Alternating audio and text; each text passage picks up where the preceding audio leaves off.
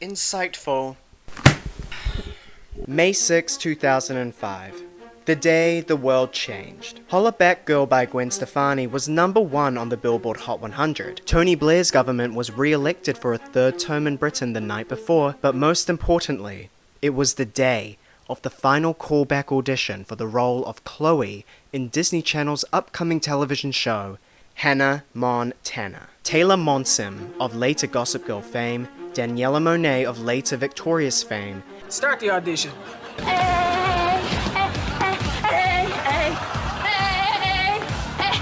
And Miley Cyrus all went up to the 21st floor of 3800 West Alameda Avenue, Burbank, California at 1 p.m. to do a final audition for the role that would change the trajectory of their lives. This is your final audition for this project? Ultimately, Miley Cyrus landed the role, and soon after the character's name was changed from Chloe to Miley.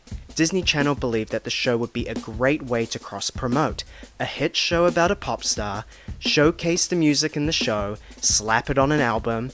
The album will then hit the charts, which creates buzz about the show so more people tune in to the new episode, and then rinse and repeat. Steve Vincent, an executive of Disney Channel Music who had previously worked with the Cheetah Girls and High School Musical, helped develop the sound of the project. Vincent went with a pop rock sound in the same vein as music Kelly Clarkson and Carrie Underwood were making around the same time, with a twist of Shania Twain, highlighting Miley's country music connections. I'm Hannah Montana.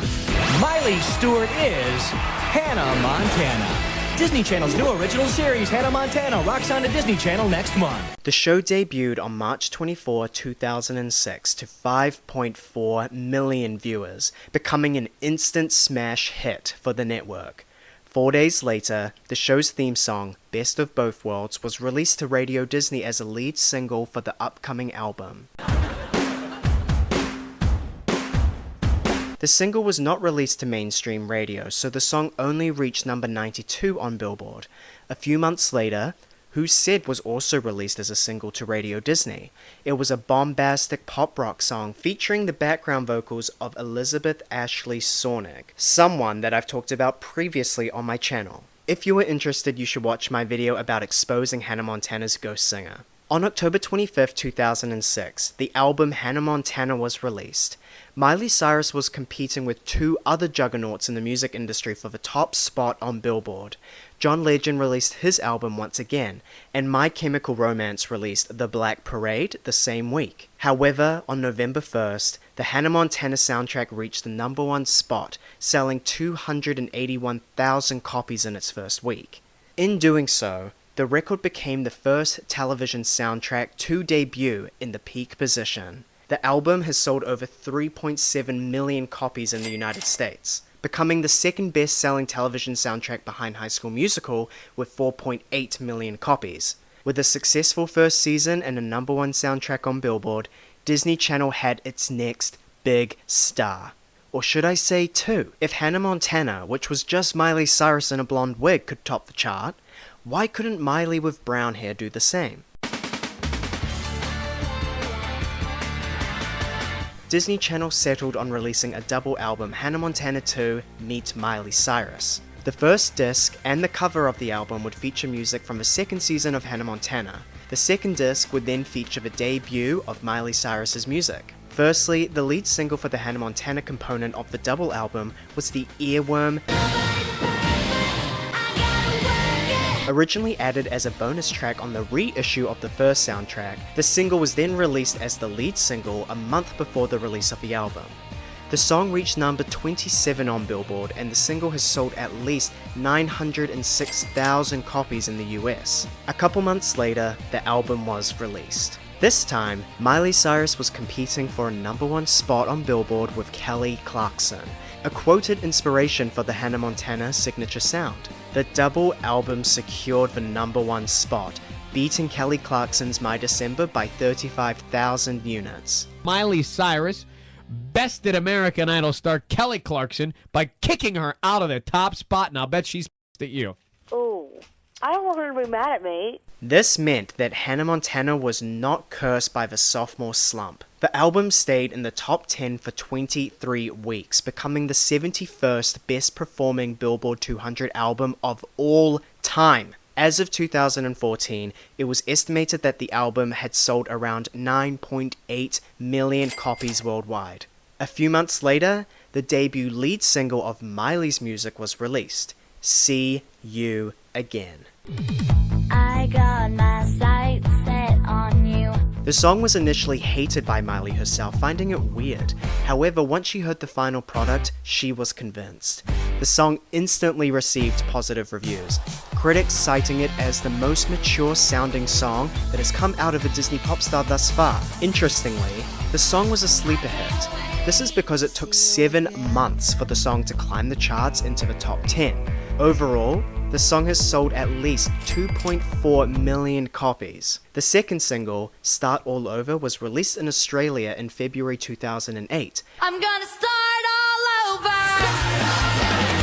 Written by rock chick Phoebe Dobson, the song reached number 68 on Billboard in the US, and even though the song was not released as a single in the US, it got a music video which genuinely deserved the Music Video of the Year at the MTV Music Video Awards. To promote the music, Miley went on the Best of Both Worlds tour in October 2007 to January 2008. Everybody wanted to go to this concert. Even dads were running in high heels for tickets. They wanted to get their hands on the coveted concert tickets, so they had to dress as Hannah Montana.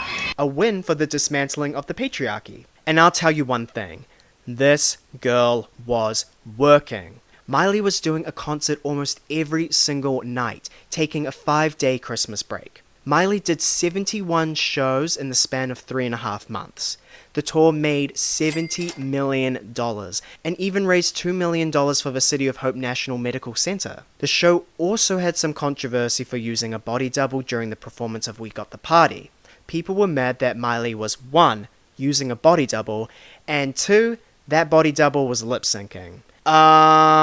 Did you want the body double to use her real vocals? Or why don't you just book Elizabeth Ashley Sornick? Oop! In addition, a 3D film of the concert had a theatrical release and made $70.6 million, the exact same amount of money as the tour revenue. It then had a release on the Disney Channel where people could go and collect 3D glasses from stores all around the world. Want to rock with me in 3D? Well, you can get a free pair of 3D glasses featuring Hannah Montana at your local Walmart in the back-to-school bag. I remember getting mine from a gas station in Singapore.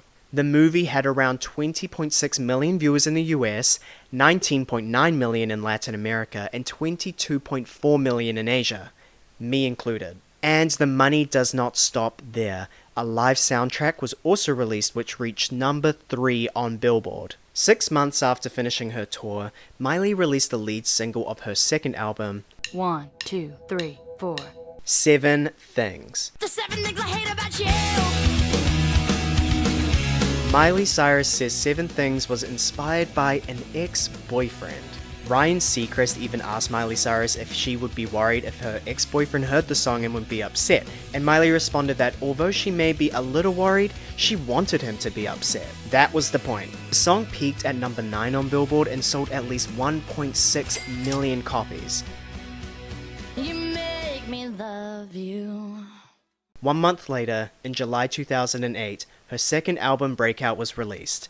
The album was heavily pop rock oriented with some Katy Perry demos that were given to Miley. Break out, let the party start, we're gonna stay out. Funnily enough, Katy Perry had the number 1 spot on Billboard with I Kissed a Girl in the same week that Breakout was released. The album continued her streak of hitting number 1 on Billboard, selling at least 1.6 million copies to date. Fly on the Wall was released as a second single in November.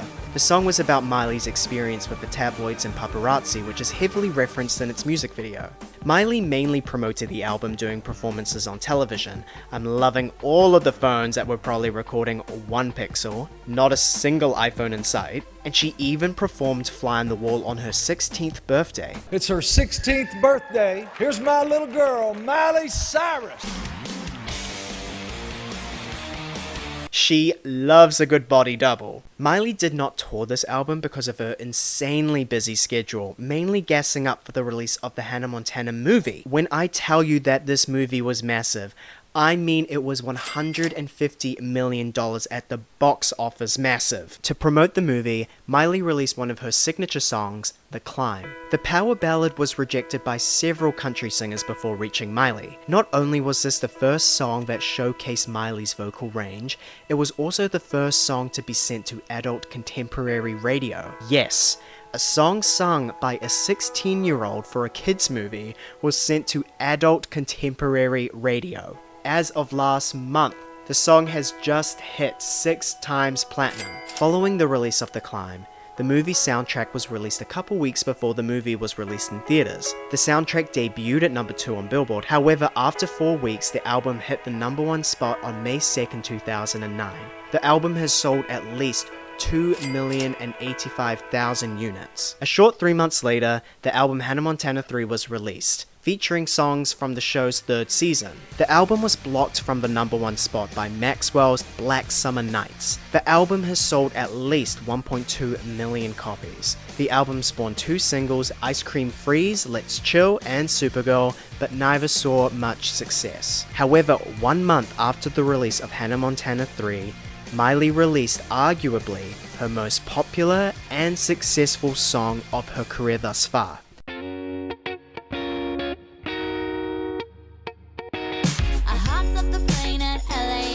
Surprisingly, the song never went to number 1. However, it definitely had a cultural impact. Every kid in the entire world was playing this song.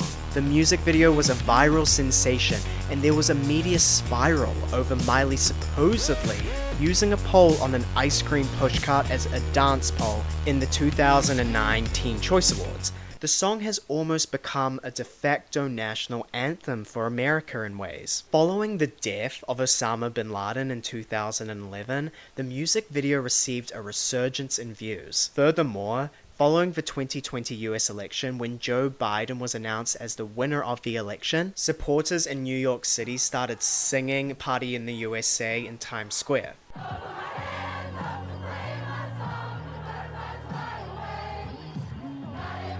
This caused the song to re-enter the iTunes charts. In 2020, Party in the USA received Diamond certification, meaning that it has sold over 10 million copies in the United States. The EP, Time of Our Lives, was released in the same month as Party in the USA. The album sold over 1.4 million copies. The ballad, When I Look at You, was released as the final single to help promote Miley's movie The Last Song. Although it did not reach the same level of success as Party in the USA, the song still sold very well, selling over 1.3 million copies. To promote Breakout and The Time of Our Lives, Miley went on the Wonder World Tour for the final 3 months of 2009. She performed 56 shows, grossing over $67.1 million, but Miley cashed in $15 million of that profit herself. 5 months after the Wonder World Tour came to an end, Miley released the controversial lead single to her upcoming 3rd album, Can't Be Tamed. The song was marked as Miley trying to get rid of her good girl Disney image, even though Hannah Montana's final season was still airing on the Disney Channel. As the media likes to do, several sources accused Miley of acting too provocative for her younger audience. The song peaked at number 8 on the charts and has sold at least 1.18 million copies. 1 month later, the album Can't Be Tamed was released in June 2010. It debuted at number 3 on Billboard, under Eminem's Recovery and Drake's Thank Me Later. The album sales were definitely a disappointment to say the least. As of 2014, the album has sold over 350,000 copies. Hannah Montana's final album before passing away was Hannah Montana Forever. She was murdered. Released October 15th, 2010. Hannah Montana Forever debuted at number 11 on the Billboard 200. This was an all-time low for Miley on the charts. However, the album has sold over 601,000 copies. With a spur of singles that made little to no impact, Hannah Montana was officially retired forever. I am wigless. wigless. Miley's final release with Hollywood Records was releasing Who Owns My Heart as a single from her Can't Be Tamed album. It received moderate success overseas, however made little to no impact in the United States. To promote the album, Miley ventured on the Gypsy Heart tour from April to July 2011. Miley travelled outside of the US to Latin America, the Philippines, and even Australia. The 21-show concert raked in over $26 million. On the 2nd of July 2011, after the performance of her concert in Perth, Australia, Miley officially parted ways with Hollywood Records.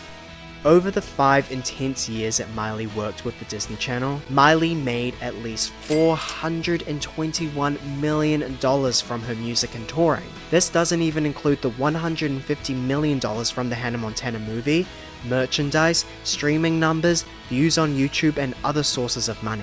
Miley's legacy with the Disney Channel was unprecedented at the time, and has never been close to being matched since. Costume change.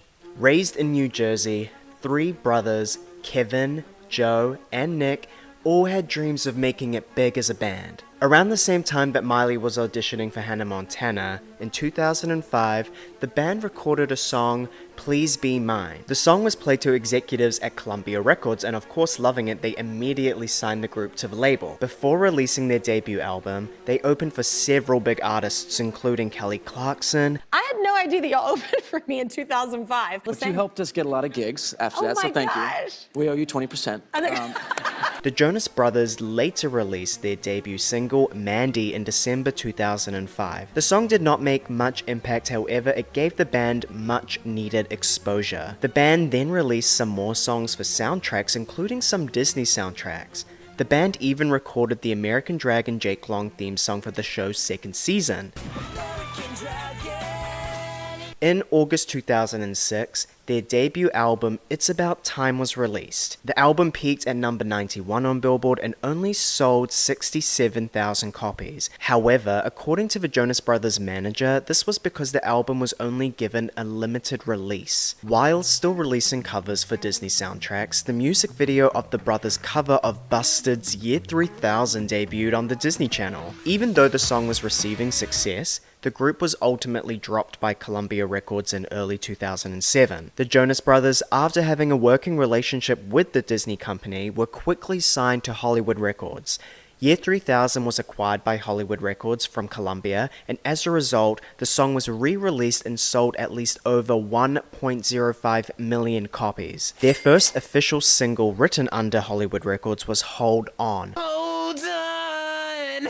It was also featured in the Disney Channel original movie Johnny Kapahala Back on Board. Cross-promotion Slay. The song peaked at number 53 on Billboard and has sold over 1 million copies. The success of the song was followed up with SOS, written solely by Nick Jonas. The song's music video made its debut on the Disney Channel, giving the song massive exposure. The song became the most successful song in their career at the time, peaking at number 17 on Billboard and selling over 1.5 million copies. This led up to the release of the brothers' first album with Hollywood Records, appropriately titled Jonas Brothers. A week and a half later, after the album was released, the Jonas Brothers guest starred on Hannah Montana playing themselves. Okay, who do you think you are, the sweet nuts, the Jonas Brothers? The episode was massively successful since it premiered right after High School Musical 2. The episode received 10.8 million viewers, aka potentially 10.8 million new fans for the Jonas Brothers. And won't you look at that, let's look at the Billboard charts a week after the premiere of this episode. Hannah Montana 2 Meet Miley Cyrus rose up to number 4, and the Jonas Brothers album debuted right under it at number 5. Cross-promotion Slay. Also, a side note, I just want to talk about how iconic the Billboard charts were on September 1st, 2007. High School Musical 2 was at number 1, Hannah Montana 2 was at number 2, The Jonas Brothers was at number 8, and the High School Musical 1 soundtrack re-entered at number 16. The Jonas Brothers album ended up selling over 2.4 million copies. Later in the same year, the Jonas Brothers released their final single from the album, When You Look Me in the Eyes. It reached number 25 on Billboard and has sold over 1.18 million copies. To promote the album, the Jonas Brothers served as the opening act on the Best of Both Worlds tour, which we have already talked about. Major Slay. The Jonas Brothers then made their film debut in Camp Rock in 2008. On Friday, June 20th at 8/7 Central, Joe, Kevin, and Nick Jonas kick off Disney's Camp Rock weekend with the world premiere of the Disney Channel original movie Camp Rock, only on Disney Channel. Most important to note, Joe's vocals were featured on This Is Me with Demi Lovato, which we will talk about more later. After Camp Rock finished airing on the Disney Channel, You can catch the Jonas Brothers burning up. the song was massive for the band, becoming their best-selling single at the time, selling over 2 million copies. The song peaked at number 5 on Billboard and was even nominated for Video of the Year at the MTV Music Video Awards, losing out to Britney's Piece of Me. Riding on the success of Burning Up, the Jonas Brothers released their second album with Hollywood Records a little bit longer in August 2008. The album immediately shot up the charts to number 1 on Billboard, selling over 500,000 copies in its first week. As of 2015, the album has sold over 2.082 million copies. You, baby. The band then released Love Bug as a single, which sold over 857,000 copies, and Tonight as the final single, which sold over 131,000 copies in its first week. To promote the album, the band went on the Burning Up tour. The 48-show tour raked in over $41 million. Furthermore, the Anaheim show was filmed and turned into a movie. Jonas Brothers, the 3D concert experience, got a theatrical release, making over $23.1 million at the box office. And furthermore, the film's soundtrack sold over 189,000 copies. After this major slay of an era, the Jonas Brothers landed their own television show on Disney Channel, Jonas. And then around the same time, the band released their lead single to their upcoming 4th studio album, Paranoid. Co-written by Kathy Dennis, the song ended up peaking on the charts at 37, however information about its sales are unavailable. This ultimately led up to Lines, Vines, and Trying Times being released. The album debuted at number 1 and has sold over 757,000 copies and featured a duet with Miley Cyrus on Before the Storm. The group released Fly With Me as the final single from the album, but it made little to no impact. However, to promote the album, the Jonas Brothers went on the Jonas Brothers World Tour 2009. Great title. The 86-show concert made over $61.8 million. Finally, the band released a soundtrack for their television show Jonas LA in 2010. This was the band's final album release with Hollywood Records. The album peaked at number 7 on Billboard and has sold over 132,000 copies. To promote Lines, Vines, and Trying Times, as well as the Jonas LA soundtrack, the band went on the Jonas Brothers Live in Concert tour for the rest of 2010. They were accompanied by Demi Lovato, who was promoting Here We Go Again at the time. However, information about how much money was made about this tour is unknown. This tour closed a chapter of the Jonas Brothers working with the Disney Channel. In total, the Jonas Brothers made the Disney company at least $197 million. I mean, kind of embarrassing considering the money that Miley made for the Disney company, but I guess they did alright. I mean, of course I have to do a costume change for my rock queen. Okay, so let's rewind to 2006. Actually, let's go even further back to 2002. Two young actresses began acting on Barney and Friends. Demi Lovato and Selena Gomez, both 10 years old at the time, played friends on screen and even closer friends off screen. As they both got a bit older, they continued going to auditions and landing roles, and as we all know, they both ended up landing gigs on the Disney Channel. Even though Selena Gomez made her debut on the channel before Demi was the first to release music with the Disney Channel, so let's talk about her first. Just to clarify, Demi now goes by they, them, and she, her pronouns. Demi got her first start on the Disney Channel playing Charlotte on As the Bell Rings, a mini-episode show that would play in between the Disney Channel ad breaks. In the same year, Demi auditioned for 2 other Disney Channel projects that both ended up getting greenlit, the first being the Disney Channel original movie Camp Rock. When auditioning for Camp Rock, Demi was put on the spot and asked to sing for the Disney Channel executives. Demi, thinking quick on her feet, decided to sing Ain't No Other Man by Christina Aguilera, and left the executives with their jaws agape. The audition not only led her to landing the lead role in Camp Rock, but it also landed her a record deal with Hollywood Records. Demi played Mitchie Torres, the lead character, yet at the same time the true antagonist of the film. If you know, you know. The film's soundtrack was released 3 days before the release of the movie. We Rock was already released as a lead single. However, Demi's real debut single came out concurrently as the same day as the album. This Is Me was a pop anthem in the same vein as a track from Kelly Clarkson's Breakaway. Its catchy chorus and killer vocals from Demi resonated with kids watching from home. The song peaked at number 9 on Billboard, becoming Demi's first top 10 hit on Billboard. I mean, icon. The song has sold at least 945,000 copies in the US. While filming Camp Rock, Demi and the Jonas Brothers would write songs together for Demi's upcoming debut album. The Jonas Brothers enjoyed the process of working with Demi because they were able to co-produce. From all of the songs that the group wrote together on August 12, 2008, the same day that the Jonas Brothers released their album, Demi released her lead single, Don't walk away like you always do. Get Back was an upbeat pop-punk song that sounded heavily inspired by Paramore, where Demi sings about wanting to get back with her ex-boyfriend. With Disney Channel's expertise of cross-promoting, the music video made its debut after the premiere of Cheetah Girls One World. Get ready to get back with Demi Lovato. You know her as Mitchie from Camp Rock, and she's about to rock your world again. Catch the premiere of her brand new music video, Get Back with Demi Lovato, this Friday, right after the premiere of Cheetah Girls One World. The song achieved moderate chart success and has sold at least 560,000 copies. 1 month later, don't forget, Demi's first studio album was released. It debuted at number 2 on Billboard and spent a total of 45 weeks on the chart. The album has achieved gold certification, selling at least 500,000 copies. To continue promoting the album as well as cross-promote Demi's new show, Sunny with a Chance, Demi released La La Land as a single.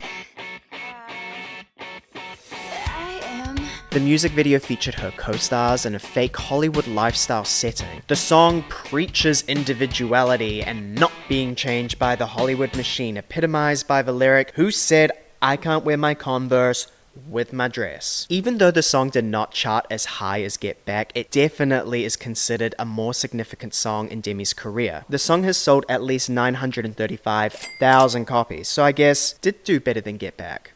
Yeah. Finally, Demi released the title track as a single, Don't Forget. Did you forget? The mid-tempo ballad that slowly builds into a guitar symphony with powerhouse vocals became Demi's best-selling single at the time. The single ended up selling at least 1.1 million copies. A few months later, Demi released the lead single to her sophomore album, Here We Go Again. The Since You've Been Gone inspired song was an instant hit for Demi. Once again, the song showed off Demi's vocal ability, cementing her as Disney Channel's most skilled vocalist.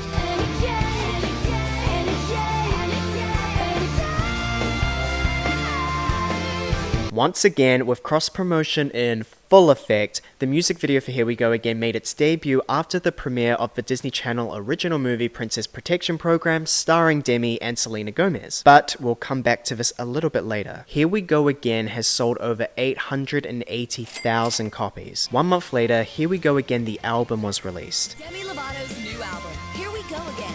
It debuted at number 1 on Billboard, becoming Demi's first number 1 album. The album has sold at least 496,000 copies. Demi then released Remember December as the final single from the album in 2010. It has sold at least 144,000 copies. At the same time, Demi went on a tour to promote the album, which made over $13 million. Demi then went on to reprise her role as Mitchie Torres in Camp Rock 2 The Final Jam in 2010. Its soundtrack reached number 3 on Billboard and has sold over 41,000 copies in its first week. Furthermore, a Sunny with a Chance soundtrack was also released in 2010, but it only reached number 163 on the Billboard charts. In 2011, following Demi's personal struggles, she no longer was continuing her Disney Channel projects. Her final appearance on the Disney Channel was on January 2nd, 2011 in the season finale of Sunny with a Chance's second season. How's everybody doing? What has everybody been up to since the show? Rehab. several times. However, Demi continued releasing music with Hollywood Records for years to come. Demi released Skyscraper in 2011, an anthem about self-love that ended up selling over 1.6 million copies. Demi also released Give Your Heart a Break as a single, and it sold over 2.2 million copies. Her third album, Unbroken, ended up selling over 527,000 copies. During the Demi era in 2013, Demi released Heart Attack as the lead single, which sold over 2 million copies, and the Demi album itself sold over 500,000 copies. Then, during the Confident era, Demi released Call for the Summer, which sold over 2 million copies. Confident, the single, sold over 3 million copies, and the album itself sold over 1 million copies. Then, in 2017, Demi released Tell Me You Love Me. Sorry Not Sorry sold over 5 million copies. Tell Me You Love Me, the single, sold over 2 million copies, and the album itself sold over again 1 million copies. Demi also went on a bunch of tours to promote these albums, and the tours in total made over $94 million. In total, Demi Lovato made over $182 million while working with the Disney company. This is taking into account music sales and touring, but excluding merchandise and streaming. What an impact. Alright, let's go back in time again. Let's go to 2005. Around the same time that Miley was chosen to play the lead role in Hannah Montana, another future Disney Channel star was making the rounds in several other pilots that never got greenlit. One was a Sweet Life of Zack and Cody spin-off titled Arwen, and the other was a Lizzie McGuire spin-off focusing on Miranda's younger sister, Stevie Sanchez. Ultimately, the Hannah Montana pilot was picked over the Stevie Sanchez pilot. I would be livid, but Selena Gomez had one more chance with another pilot titled Wizards of Waverly Place. Wizards of Waverly Place ended up being a massive hit for the channel, instantly propelling Selena as one of their biggest stars. In the following year, in 2008, Selena landed the lead role in another Cinderella story movie, Another Cinderella Story. To promote the movie, a soundtrack was produced that featured songs sung by Selena. The lead single that also came with a music video that matched the Cinderella concept was Tell Me Something I Don't Know. The song achieved moderate success, reaching number 58 on Billboard. However, the song awakened in Disney Channel's eyes the prospects of a Selena Gomez music career. In July 2008, Selena signed a record deal with Hollywood Records, but Selena Gomez wanted a band, not to be a solo artist. Before releasing her debut single with Hollywood Records, Selena teamed up with Demi Lovato for a song on the Princess Protection Program soundtrack, One and the Same. The catchy pop-rock duet was a hit on the Disney Channel and perfectly encapsulated the two's friendship in real life at the time. The song peaked at number 82 on Billboard and has sold over 336,000 copies. 1 month later, Selena released a cover of Pilot's Magic to promote the Wizards of Waverly Place soundtrack. The song peaked at number 61 on Billboard and has sold at least 563,000 copies. Selena sung another 3 songs on the soundtrack, including the show's theme song Everything Is Not What It Seems. Well, you know everything's gonna be a breeze. The soundtrack reached number 24 on Billboard and has sold over 106,000 copies. After a year of being signed to Hollywood Records, Selena finally released her debut lead single for her upcoming album, Falling Down.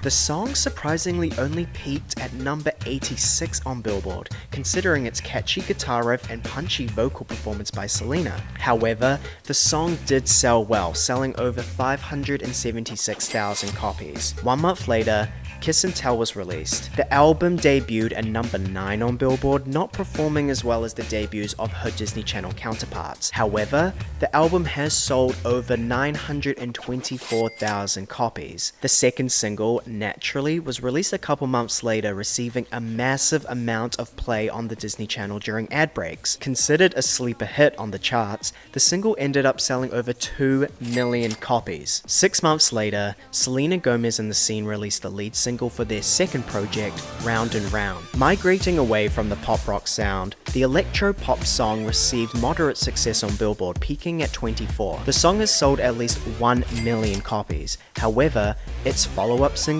received much more success, A Year Without Rain. Sticking with the electropop sound, another cross-promotion slay, the music video premiered after Camp Rock 2 The Final Jam. The song has sold over 2 million copies. A couple weeks later, Selena Gomez and The Scene released their second project, also titled A Year Without Rain. It debuted at number 4 on Billboard, and as of 2020, the album has sold over 817,000 copies. To promote the album, the band went on the A Year Without Rain tour. Playing 19 shows, the tour made $7.2 million. On March 14, 2011, Selena Gomez and The Scene released the self-empowerment anthem, Who Says? Obviously a diss track to Hannah Montana's Who Said. To promote the song, Selena performed it on Ellen, Dancing with the Stars, and So Random. The song was Selena's best-selling song at the time, selling over 3 million copies. However, the single was then followed up with Selena's best-selling single with Hollywood Records.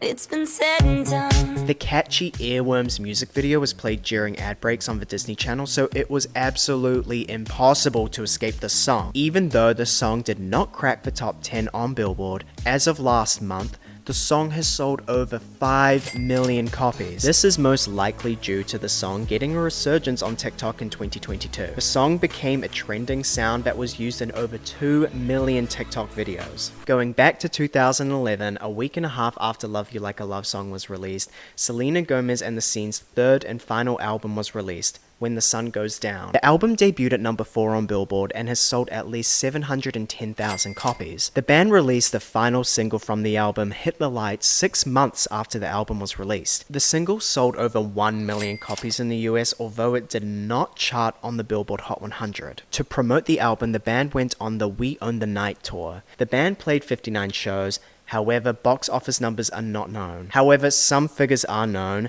From 15 out of the 59 shows, they made over $5.7 million. After the tour, Selena Gomez and The Scene parted ways, now becoming Selena and Gomez and The Scene. Without Gomez and The Scene, Selena hopped into the studio to release her first studio album. In April 2013, Selena entered her Desi era by releasing her lead single, Come and Get It. The song was released on the cusp of the streaming era, so the song was bouncing all over the Billboard charts for 22 weeks. The song peaked at number 6 on Billboard and has sold over 3 million copies in the US. In June 2013, Selena Gomez told her fans that if they pre-order her album Stars Dance, they would get access to the song Slow Down, produced by It's the Cataracts. Officially released as a single after the album's release, the electropop song was positively received by music critics, complimenting its catchiness. There was even discourse about how the music video may have been alluding to Princess Diana's death in Paris. The song peaked at number 27 on Billboard and has sold over 1 million copies. When Stars Dance, the album, was released in July, the album instantly hit number 1 on Billboard, being Selena's first project to do so. The album has sold at least 410,000 copies in the US.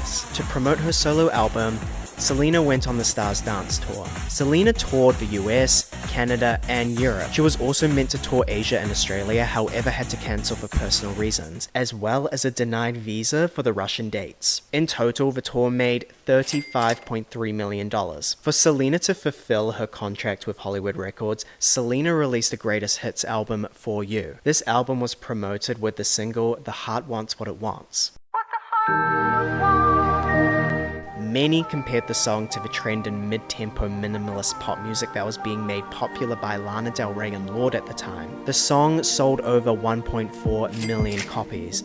A couple weeks later, the compilation album For You was released in 2014. The album sold over 112,000 copies. However, releasing a greatest hits album in the era of streaming with the best of playlists being everywhere, was anyone expecting this album to perform well? Regardless, this marked the end of Selena's work with the Disney company. In total, Selena Gomez, with help from The Scene, made over $109 million for the Disney company. Although this next song did not make a single cent for the Disney company, nor was it released more recently than other music that has already been discussed, funnily enough, it was Selena Gomez's second song released with Disney Channel. It still feels like the perfect closing for this chapter. On August 11, 2009, Miley Cyrus, the Jonas Brothers, Demi Lovato, and Selena Gomez came together to all release the song Send It On. Disney directed 100% of the proceeds from Send It On to environmental charities through the Disney Worldwide Conservation Fund. Send It On was the Disney Channel's We Are the World,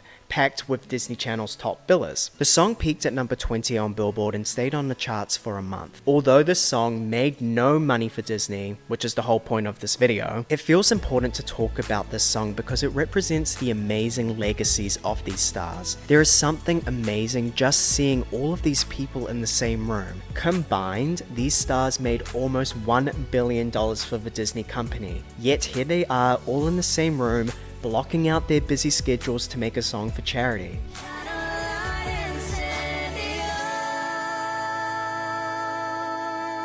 With the golden age of Disney Channel music coming to an end, the Disney Channel music jackpot has now made over $1.27 billion, but the money does not stop there.